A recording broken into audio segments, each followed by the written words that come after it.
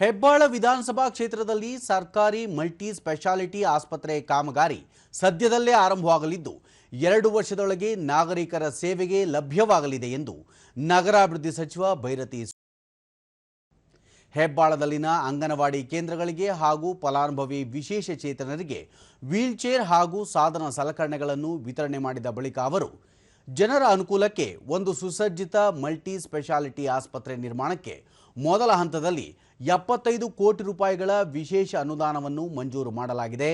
ಸದ್ಯದಲ್ಲಿಯೇ ಈ ಆಸ್ಪತ್ರೆಯ ನಿರ್ಮಾಣ ಕಾಮಗಾರಿ ಆರಂಭವಾಗಲಿದೆ.